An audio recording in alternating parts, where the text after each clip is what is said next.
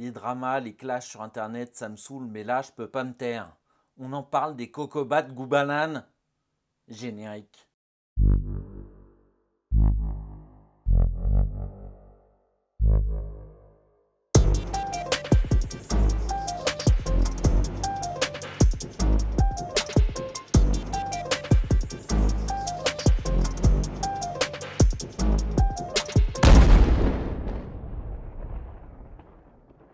Bonjour et bienvenue dans cette nouvelle vidéo querelle. Les salles de cinéma sont toujours fermées, il nous reste les plateformes de streaming pour découvrir ou redécouvrir des films, séries depuis notre canapé. J'ai épluché les programmes de ceux qui sortaient ce mois-ci sur Netflix, Prime, Disney+, et OCS. Je vous propose une sélection de ce qui a retenu mon attention. J'en profite avant de commencer pour vous rappeler que s'abonner, c'est important pour soutenir une chaîne comme la nôtre et lui permettre de vous proposer des vidéos quotidiennes avec un contenu intéressant. Et si vous êtes déjà abonné, pensez à activer la cloche, partagez la chaîne sur vos réseaux sociaux.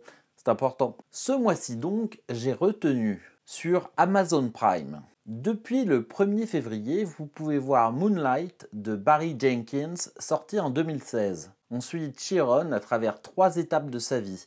Un jeune noir qui grandit dans un quartier difficile de Miami. Au travers d'une mise en scène virtuose, le film évite les clichés pour nous parler de comment le poids de la société américaine joue contre le développement personnel des hommes et des femmes de la communauté noire. Un beau film qui porte une réflexion qui vous accompagnera longtemps après l'avoir vu. Plusieurs films de Eddie Murphy, de sa grande époque, sont ressortis hier sur Prime. Classique des années 80, on retrouve Le flic de Beverly Hills 1 et 2. Dans le premier film, on suit le détective Axel Foley aux méthodes peu orthodoxes, forcé de prendre des vacances de la police de New York après un de ses coups d'éclat peu reluisants. Arrivé à Los Angeles, l'ami qu'il venait retrouver est assassiné et Axel prend en main l'enquête. Si vous n'avez pas encore vu ce classique, foncez. Eddie Murphy porte le film sur ses épaules avec son personnage fantasque et irrévérencieux. Peu importe finalement l'intrigue, on a envie d'être pote avec Axel. La réalisation est au service de l'acteur et les quelques notes de synthé qui entament le score sont une Madeleine de Proust de toute une génération. On regarde la suite parce qu'on veut passer plus de temps avec Eddie Murphy et on rêve qu'il retourne à une telle simplicité dans ses choix de rôle actuels. Et c'est peut-être ce qu'il tente, un retour aux sources avec la sortie prochaine d'une suite à un autre film présent sur Prime depuis le 1er février, Un prince à New York. Réalisé par John Landis, cette comédie, on peut dire un peu romantique, nous suivons Eddie Murphy en prince d'un pays africain qui n'existe pas, le Zoumanda. Échappant avec son valet à un mariage arrangé, Hakim débarque à New York et tente de se fondre dans la population pour trouver l'amour. Il cherche une femme qu'il aimera pour lui-même et pas son rang. La suite est un enchaînement de gags et de scènes comiques s'appuyant sur son ignorance des us et coutumes américains, des quiproquos qui fonctionnent grâce à l'association Murphy-Landis. Une comédie rafraîchissante que je vous conseille donc. Le 12 février sortira une nouveauté repêchée d'une sortie en salle rendue impossible par la pandémie, Palm Springs. J'ai fait une critique complète du film que je mettrai en lien dans la description. Ma première vidéo YouTube, cela vous permettra de voir le chemin accompli en quelques semaines par Querelle pour muscler son jeu en termes de vidéo. Très rapidement donc, ici je dirais que Palm Springs est une comédie romantico-fantastique qui reprend le concept de boucle temporelle vue dans Un jour sans fin. Toutefois, avec une approche différente qui résonne avec la vie que l'on mène aujourd'hui, sous couvre-feu ou en confinement depuis l'année dernière. Pas un chef-d'œuvre, mais suffisamment intéressant pour aller le voir par curiosité, ne serait-ce que pour la performance de Andy Samberg, le comédien de SNL et Brooklyn Nine-Nine. Sur Disney+, rien. Allez, je suis vache. Il reste encore 5 épisodes inédits de WandaVision qui me plaît de plus en plus depuis l'épisode 3.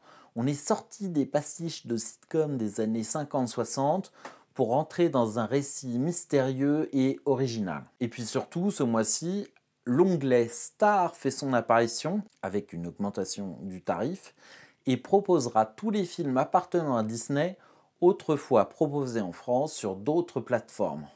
Du contenu plus adulte. On reviendra dans une vidéo sur Star dont l'arrivée va partiellement redistribuer les cartes du streaming. Rendez-vous donc le 23 février. OCS, j'ai repéré principalement 2 séries en approche. Le 15 février, Strike Back. La série d'action décérébrée aux stéroïdes commence une 8e et ultime saison. L'Occident triomphant lutte contre les menaces terroristes en réalisant l'impossible à chaque épisode. Tiens, ça me rappelle quelque chose, à regarder en cachette pour un plaisir solitaire et honteux.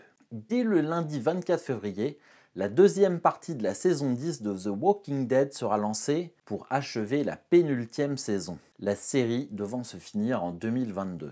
Une série qui a l'atout pour elle de ne pas nous laisser présager de qui finira la saison tant elle a su dézinguer des personnages clés et populaires par le passé. Le gros morceau ce mois-ci, c'est comme souvent Netflix. Depuis le 1er février, on peut revoir le premier long métrage de Shaun le Mouton, qui, certes un ton en dessous de Wallace et Gromit, nous permet tout de même de profiter du savoir-faire des studios Aardman. Une situation rocambolesque entraîne les moutons en ville à la recherche du fermier.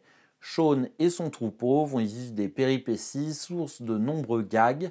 C'est drôle, sympa et comme toujours avec le stop motion made in UK, hypnotique. À voir en famille, toutes les générations peuvent y trouver leur compte. Je n'ai pas encore vu Space Sweepers, qui sort le 5 février. C'est un film de science-fiction à gros budget coréen qui a longtemps lutté pour ne pas renoncer à une sortie en salle internationale. Cependant, la bande-annonce a éveillé ma curiosité de spectateur avide de SF. Comme la Corée nous l'a prouvé de nombreuses fois auparavant, leur cinéma est souvent capable d'amener le film de genre au next level. Évidemment, il est possible que ce soit une bouse intersidérale au comique involontaire. Aussi, je me contente d'éveiller votre curiosité sur ce film, dont je ferai si nécessaire une critique dès lors que j'aurai pu le voir. Un indice pour vous à la maison s'affiche au bas de votre écran. Et là, Netflix continue à vouloir attirer et conserver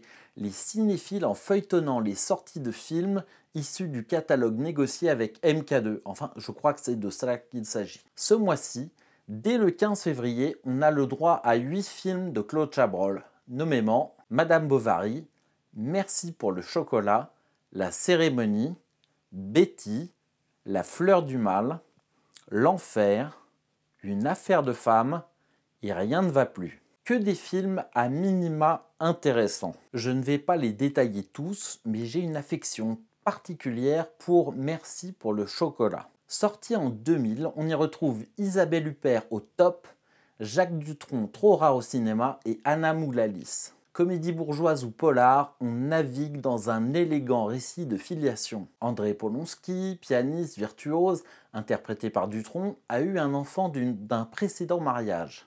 Après le décès accidentel de son épouse, il s'est marié avec l'inquiétante Mika Müller, Isabelle Huppert. Jeanne, Anna Moulalis, débarque en Suisse dans la famille. Elle aurait été échangée à la maternité avec le fils Guillaume. Pianiste elle-même, elle cherche l'enseignement d'André. L'édifice familial bâti par Mika est ébranlé. Filmé sobrement par Chabrol, c'est très subtilement que les détails importants s'introduisent dans le film. Un régal psychologique. Je termine cette sélection par quelque chose de beaucoup moins subtil, néanmoins divertissant. La 7e saison de Brooklyn Nine-Nine, attendue le 8 février. L'énergie de la série est-elle toujours là? Sans doute pas. Mais on rit et on sourit toujours aux frasques de l'inspecteur Peralta et de ses coéquipiers. Il y a quelque chose d'apaisant à voir ce commissariat où cohabitent des personnes de tous horizons, comme une Amérique rêvée, où les communautés ne se poseraient pas la question de vivre ensemble en s'amusant sereinement de leurs différences. Et bien voilà, cette vidéo est maintenant terminée. Je vous renvoie à la critique de Palm Springs en lien dans le descriptif de la vidéo. Abonnez-vous, partagez la chaîne, mettez un pouce bleu et fondez-vous d'un commentaire, j'y répondrai avec plaisir. Si j'ai oublié un film dans ma sélection, Dites-le moi, c'est probablement le cas. En attendant de vous retrouver dans une prochaine vidéo, portez-vous bien et que la force soit avec vous. Ciao!